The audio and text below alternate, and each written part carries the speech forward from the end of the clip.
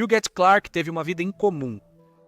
Filha de um ex-político e empresário rico, ela inicialmente fez seu nome no mundo das artes em Paris e Nova York, mas sua vida posterior foi conturbada e ela se tornou cada vez mais reclusa. Além disso, as circunstâncias de sua morte se tornaram altamente controversas, pois Clark tinha uma fortuna para deixar como herança. Huguette Marcel Clark nasceu em 9 de junho de 1906 em Paris, França. Huguette era a segunda filha mais velha de William A. Clark, enquanto sua mãe era Anna Eugênia Clark, a segunda esposa de William. Seu pai, que estava se aproximando dos 70 anos na época do nascimento de Huguette, era uma figura de destaque na vida americana no início do século XX. Ele havia acumulado uma fortuna durante a expansão para o oeste dos Estados Unidos, em direção a Montana e outras regiões a partir da década de 1860, e depois usou o dinheiro ganho para diversificar seus investimentos na construção de ferrovias durante o boom ferroviário. Depois disso, ele entrou na política e virou senador por Montana nos anos 1890. Assim, Huguette nasceu em uma das famílias mais ricas e poderosas da América no final da Era Dourada. Huguette passou a infância em Paris enquanto os Clark frequentavam a alta sociedade europeia. Por exemplo, em 1911, ela e sua família participaram da coroação do rei Jorge V da Grã-Bretanha. No entanto, logo ela foi enviada de volta para a América para estudar na Spence School, uma escola particular só para meninas em Manhattan, Nova York, no início da década de 1910. Aqui, ela residia junto com vários outros membros de sua família na Casa da Quinta Avenida, um enorme prédio de 6 andares e 121 cômodos, que era considerado a maior casa de propriedade única na cidade de Nova York na época. Quando nasceu em 1906, Huguette já tinha vários irmãos e meio-irmãos. Seu pai teve 7 filhos do primeiro casamento e, embora 2 deles tenham morrido na infância, 5 sobreviveram além da infância, embora outro, Paul Clark, tenha morrido no final da adolescência, em 1896. Assim, Huguette tinha 4 meio-irmãos, Maria, Carlos, Catarina e Guilherme, cada um deles aproximadamente 30 a 40 anos mais velho do que ela. Além disso, Huguette tinha um irmão biológico, irmã chamada André, que nasceu 4 anos antes dela, mas que também morreu jovem de meningite em 1919. A configuração familiar era importante, pois o patriarca envelhecia e sua fortuna logo seria herdada pelos filhos. Essa fortuna era muito considerável, pois Clark continuou a desenvolver seus interesses comerciais, expandindo nas décadas de 1900 e 1910 para operações de mineração adicionais e para o desenvolvimento de Las Vegas em seus primeiros dias como ponto de parada para viajantes a caminho de Los Angeles. Quando ele morreu em 2 de março de 1925 em Nova York, sua fortuna era estimada em cerca de 300 bilhões de dólares. Ajustando pela inflação, isso equivaleria a cerca de 5 bilhões de dólares nos dias de hoje. Assim, os filhos de Clark estavam prestes a herdar uma grande fortuna quando ele faleceu. Huguette não seguiu os passos do pai nos negócios ou na política após receber sua parte da herança. Após sua morte na primavera de 1925, estima-se que tenha sido cerca de 50 milhões de dólares americanos, pois seu pai dividiu a fortuna quase igualmente entre a esposa e os 5 filhos vivos. Huguette estava satisfeita em se dedicar à filantropia e desenvolver seus interesses no mundo das artes e da moda. No fim dos anos 1920, ela gastou cerca de 50 mil dólares para drenar um lago salgado em sua vila Belos Huertos, em Santa Bárbara, Califórnia, criando o Refúgio de Aves André Clark, em homenagem à irmã falecida, uma década antes. Clark morou por pouco tempo em Santa Bárbara após se casar com William MacDonald Glover, estudante de direito que conheceu em Nova York enquanto ambos estudavam. Eles se casaram em agosto de 1928, mas se divorciaram uma semana antes de completar 1 ano de casamento. Assim, ela logo voltou para Nova York e se instalou em um apartamento na Quinta Avenida. Aqui, seu senso estético logo começou a ser exibido.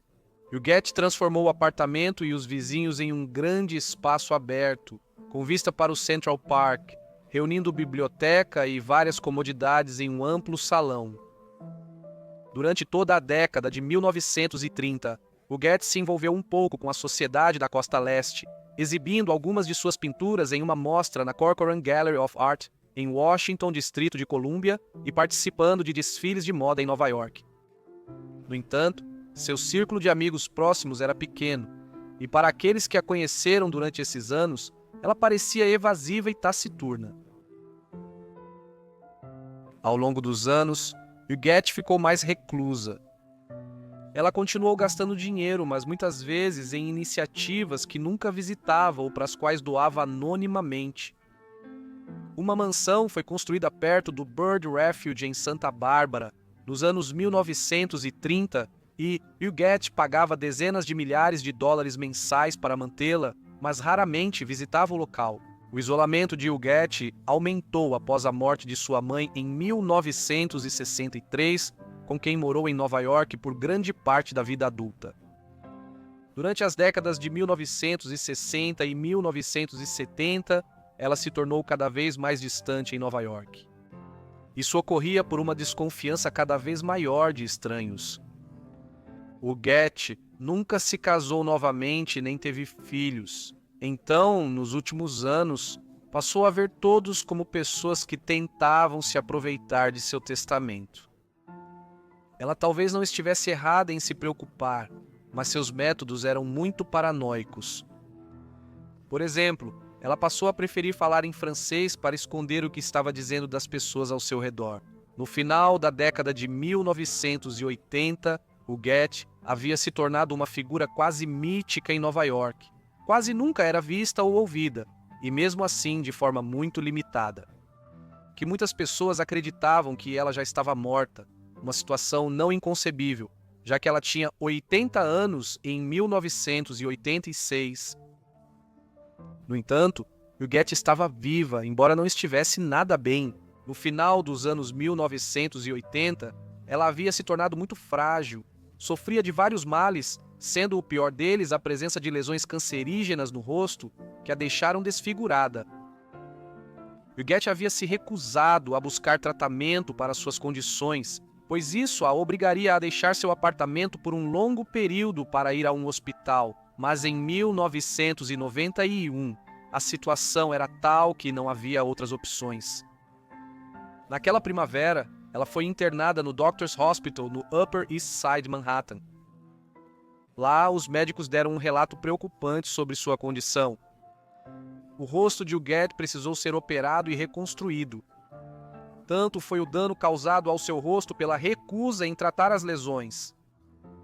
Na verdade, ela não via um médico há 20 anos e parecia que raramente comia. Além disso, seu estado mental era tão ruim que ela frequentemente parecia alheia ao ambiente e às pessoas ao redor.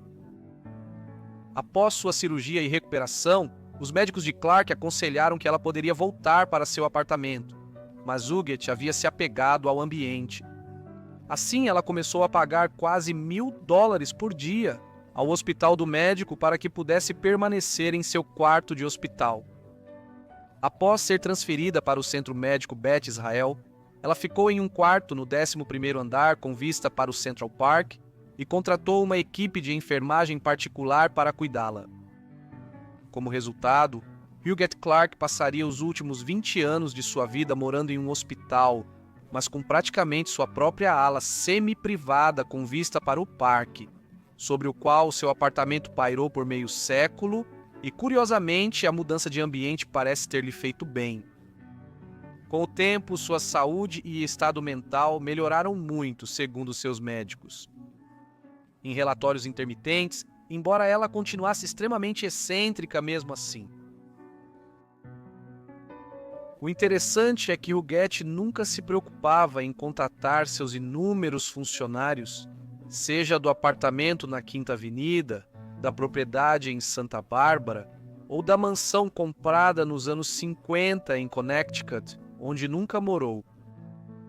Nessas residências, os funcionários seguiam recebendo salários e cuidando da manutenção, mas não sabiam onde a empregadora estava ou o que havia acontecido com ela. Enquanto isso, Huguette gastava a maior parte de sua fortuna antes de morrer. Presentes em dinheiro eram dados a pessoas. Amiga próxima de toda a vida. Recebeu 10 milhões. Isso pode ter sido feito de forma legal, mas o fato de que uma das enfermeiras particulares de Huguette, no Centro Médico Beth Israel, Hadassah Perry, recebeu mais de 30 milhões de dólares em doações e presentes em dinheiro, parece indicar que algum tipo de exploração estava acontecendo. Por outro lado, Huguette era difícil de não ganhar presentes em seus últimos anos. Certa vez, ela deu 25 mil dólares ao técnico que consertou sua televisão no quarto do hospital. Huguette finalmente morreu em 24 de maio de 2011, aos 104 anos de idade. Sua riqueza e herança geraram controvérsia imediata. Por exemplo, foi revelado que Huguette possuía várias pinturas muito valiosas, de diversos famosos pintores impressionistas franceses do século XIX e início do século XX, como Edgar Degas e Claude Monet. Algumas dessas obras haviam desaparecido de suas mansões nos anos em que ela estava residindo no hospital. No entanto, a maior controvérsia em torno do testamento de Huguette foi a distribuição da fortuna de 300 milhões que ela possuía no momento de sua morte. Foi apresentado ao tribunal um testamento mostrando que Huguette queria doar cerca de 3/4 de sua fortuna a várias instituições de caridade. Cerca de 30 milhões de dólares foram destinados à enfermeira Hadassah Perry, além de outros 30 milhões em presentes e dinheiro, que Huguette já havia concedido a ela enquanto ainda estava viva. Outras cláusulas permitiram um legado à afilhada Wanda Steiker e pagamentos em dinheiro a antigos empregados de seu apartamento na Quinta Avenida. Mas logo se descobriu que, antes desse testamento, Huguette havia assinado outro, totalmente diferente, poucas semanas antes. Este era bem diferente do segundo testamento, que foi finalmente certificado. O primeiro testamento permitia que Huguette deixasse a maior parte de sua fortuna para seus parentes distantes. Em 2011, a maioria era de sobrinhos netos, sobrinhas netas ou parentes mais distantes. Alguns deles, Huguette nunca conhecera e não via muitos membros mais velhos desde os anos 1950. Ainda assim, Huguette chegou a considerar a ideia por um tempo de doar a vasta maioria de sua herança para eles. Quando foi revelado que havia existido um primeiro testamento, que foi rapidamente alterado para deserdar sua família estendida, os parentes de Huguette recorreram aos tribunais. Os argumentos deles eram óbvios. Huguette, uma mulher muito idosa e com estado psicológico duvidoso, teria sido coagida por sua enfermeira e outros a alterar o testamento nas últimas semanas, beneficiando-os e deserdando-os. É plausível que isso seja verdade, embora seja igualmente plausível que Huguette simplesmente tenha decidido recompensar as pessoas com quem esteve mais próxima em seus últimos 20 anos. Seja qual for a verdade, o juiz decidiu que o argumento da família era sólido. Assim, o primeiro testamento de Huguette foi efetivamente implementado, com a família recebendo mais de 75% de todo o patrimônio. A enfermeira particular de Huguette, Hadassah Perry, foi obrigada a devolver os 30 milhões de dólares que havia recebido como parte do acordo do testamento, embora com a condição de que o recebimento de uma quantia semelhante em presentes e outras doações ao longo dos anos, enquanto Huguette ainda estava viva, não seria contestado. Assim, a família Clark acabou sendo a principal beneficiária do testamento dela, embora nunca saberemos ao certo para quem a misteriosa Huguette Clark realmente pretendia deixar sua fortuna.